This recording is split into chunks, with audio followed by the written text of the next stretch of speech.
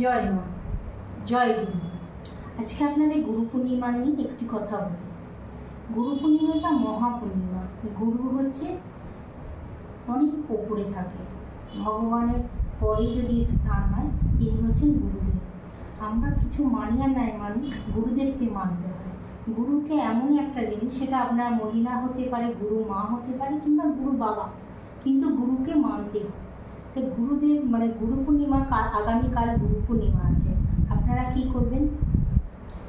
সকালবেলা ঘুম থেকে উঠবেন, স্নান করবেন, শুদ্ধ কাপড়ে শুদ্ধ বস্ত্রে ঠাকুরের সামনে যাবেন। গুরুদেবের যদি ছবি থাকে ভালো, না থাকলে আপনারা ভগবান সামনে যিনি আছেন, মহাদেবের ছবি আছেন, ওনার সামনে একটি পান, তাতে একটু লাল চন্দন লাগিয়ে তাতে দুটি লবঙ্গ দিয়ে বাবার পায়ের কাছে দেবেন। বাবার কাছে দেবার পর আপনারা আপনাদের মনের যত কামনা আছে, বাসনা আছে, সব জানাবেন এবং বাবাকে একটু গঙ্গা জল দিয়ে স্নান করাবেন, একটি বিল্বপত্র দেবেন, দিয়ে প্রণাম করবেন, একটি মোমবাতি জ্বালিয়ে দেবেন। পারলে নিরামিষ আহার করবেন। যদি কারোর গুরু দীক্ষা না হয়ে থাকে তারা অন্তত নিরামিষ আহার করবেন। যারা গুরু দীক্ষা হয়ে গেছে, গুরুমন্ত্র হয়ে গেছে, তারা কিন্তু সেদিন অন্ন না খেয়ে ময়দা বা ডাল সেদ্ধ যা কিছু খাবেন, কিন্তু ভাতের জিনিসটা খাবেন না গুরু পূর্ণিমার দিন। পারলে গঙ্গা স্নান করতে পারেন, ভীষণ ভালো দিন।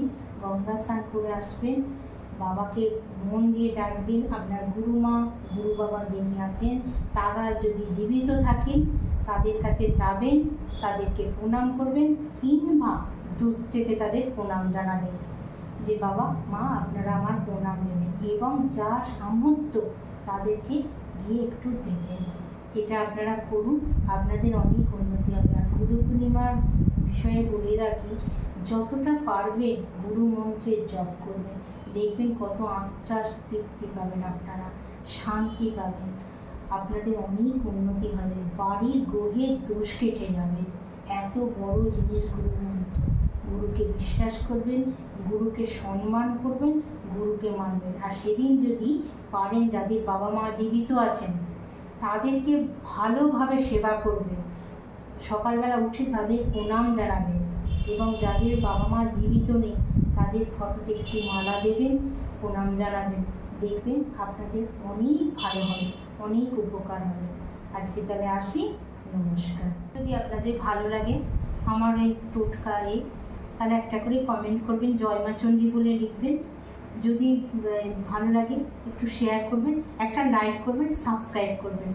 নমস্কার।